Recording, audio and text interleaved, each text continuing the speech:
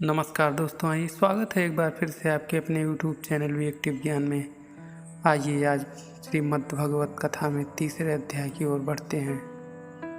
अर्जुन ने पूछा, हे जनार्दन, यदि आपके तप से कर्म से बुद्धि श्रेष्ठ है तो केशव मुझे इस घोर कर्म में क्यों लगाते हो? मिले हुए वचनों से आप मेरी बुद्धि को भ्रम में डाल रहे हैं। निश्चय करके मुझे बतलाइए जिसमें मैं कल्याण को प्राप्त होऊं। श्री कृष्ण जी बोले, हे निष्पाप अर्जुन, मैं पहले समझा चुका हूँ कि इस लोक में दो प्रकार की निष्ठा कही है। एक तो सांख्य वालों का ज्ञान योग और दूसरा योगियों का कर्म योग। कर्मों का प्रारंभ न करने से ही कोई निष्कर्म नहीं कहलाता और कर्मों का त्याग करके संन्यास करने से ही किसी को सिद्धि नहीं मिल जाती है। मनुष्य क्षण भर कर्म किए बगैर नहीं रह सकता। प्रकृति के गुण ही सब मनुष्यों को कुछ न कुछ कर्म करने में लगाते हैं। जो अज्ञानी काम इंद्रियों को रोककर आत्मचिंतन करने के बहाने विषयों की चिंता करता है, वह पाखंडी मिथ्याचारी कहलाता है। हे अर्जुन, जो इंद्रियों को मन से दमन कर और विषयों में प्रवृत्त न होने देकर उनसे कार्य लेता है, वह कर्मयोग का अभ्यास कहलाता है और श्रेष्ठ कहलाता है। अपने धर्म के अनुसार नियमित कर्म करो, क्योंकि कर्म न करने से कर्म को करना अच्छा है। बिना कर्म किए तुम्हारे शरीर का निर्वाह नहीं हो सकता। हे कौन्तेय, यज्ञ के निमित्त किए जाने वाले कर्मों को छोड़कर जितने कर्म हैं उनके करने से मनुष्य को बंधन होता है। अतएव तुम फल की इच्छा त्याग कर यज्ञ के लिए कर्म करो। सृष्टि के आरंभ काल में ब्रह्मा जी ने यज्ञ सहित प्रजा को उत्पन्न कर प्रजा से कहा था कि यज्ञ आदि कर्म करके बुद्धि को प्राप्त होंगे। यही सब कर्म तुम्हारे निमित्त कामधेनु होंगे। इस यज्ञ से तुम देवताओं को संतुष्ट करते रहो और देवता भी तुमको संतुष्ट करेंगे। इस प्रकार परस्पर बर्ताव करते हुए तुम और देवता कल्याण को प्राप्त होगे। यज्ञ आदि कर्मों से प्रसन्न होकर देवता तुमको इच्छित सुख की सामग्रियां देंगे, परंतु उनके दिए हुए दान को जो बिना उनका भोग लगाए ग्रहण करता है वह चोर है। पंच महायज्ञ करके जो शेष बचा हुआ भोग ग्रहण करते हैं वह सब पापों से मुक्त हो जाते हैं, और जो अपने निमित्त ही अन्न पकाते हैं वह पापी पुरुष पाप को ही भक्षण करते हैं। अन्न से ही प्राणियों की उत्पत्ति होती है। अन्न मेघ से उत्पन्न होता है। मेघ यज्ञ द्वारा जल बरसाता है और यज्ञ की उत्पत्ति कर्म से होती है। कर्म की उत्पत्ति ब्रह्मा से हुई है और ब्रह्मा अक्षर परमात्मा से। इस कारण सदा सब पदार्थों में रहने वाला जो ब्रह्मा है वह सब यज्ञों में प्रस्तुत है। हे पार्थ, इस प्रकार चलाए हुए कर्म के चक्र के अनुसार जो नहीं चलता वह पापमय है। जो पुरुष आत्मा में ही रत रहता है और आत्म आनंद अनुभव से तृप्त रहता है, उसे कुछ भी कार्य शेष नहीं। वह कोई कर्म करे या ना करे उसको कोई प्रयोजन अथवा लाभ नहीं है, और किसी प्राणी से अपना लाभ कराने की इच्छा भी उससे कोई आवश्यकता नहीं होती है। इसीलिए तुम भी फल की प्राप्ति इच्छा त्याग कर कर्तव्य पालन करते रहो, क्योंकि फल की इच्छा को त्याग कर्म करने वाला पुरुष मोक्ष को प्राप्त होता है।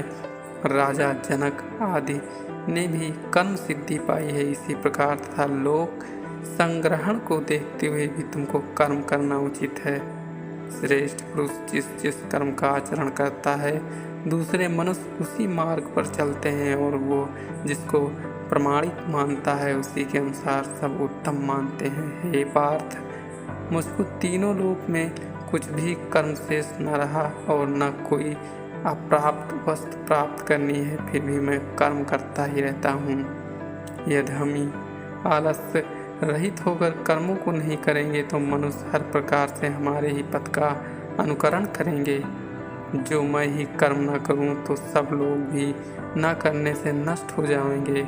इससे मैं ही वर्ण संकरों के उत्पन्न करने का हेतु बनकर प्रजा को नष्ट करने वाला समझ जाऊंगा। जिस प्रकार अज्ञानी फल की इच्छा करके कर्म करता है, वैसे ही फल की इच्छा न करते हुए ज्ञानी को लोक शिक्षा की इच्छा करते हुए कर्म करना उचित है।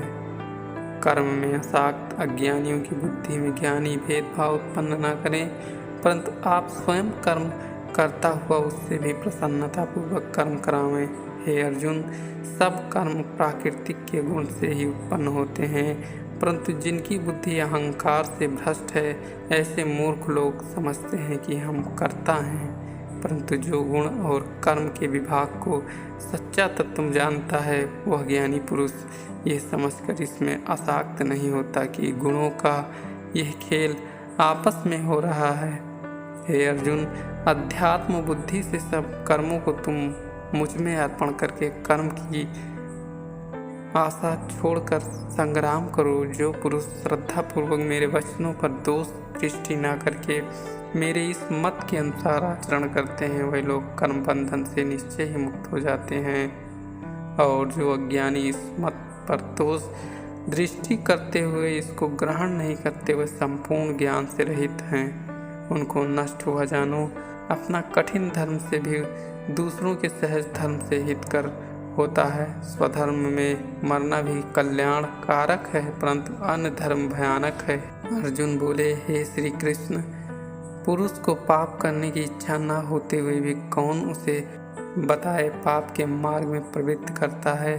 श्री कृष्ण बोले, हे अर्जुन, रजोगुण से उत्पन्न होने वाला काम और क्रोध मनुष्य को पाप मार्ग में ले जाता है। इसे करके उत्पन्न इच्छा कभी तृप्त नहीं होती। ये महापापी और घोर शत्रु है। जैसे धुआं से अग्नि, धूल से दर्पण और झिल्ली से गर्भ का बालक ढका रहता है, उसी प्रकार मनुष्य क्षण भर कर्म किए बगैर नहीं रह सकता। प्रकृति के गुण ही सब मनुष्यों को कुछ न कुछ कर्म करने में लगाते हैं। हे कौन्तेय, इस शत्रु काम को करके ज्ञानियों का ज्ञान आच्छादित हुआ है। इंद्रियां, मन और बुद्धि इस काम के आश्रय स्थान हैं। इनके सहारे विषय अच्छा ज्ञान को आच्छादित करके जीवन को मोहित कर लेता है। तुम सर्वप्रथम इंद्रियों को बस में करके ज्ञान और विज्ञान को नष्ट करने वाले इस पापी काम को जीतो। कहते हैं कि इंद्रियां प्रबल हैं और इंद्रियों से भी प्रबल मन है। इस प्रकार जो बुद्धि से परे है, उस आत्मा को जानकर निश्चयात्मक बुद्धि द्वारा मन को निश्चल करके, हे महाबाहु, तुम उस दुर्धर शत्रु काम को जीत लो।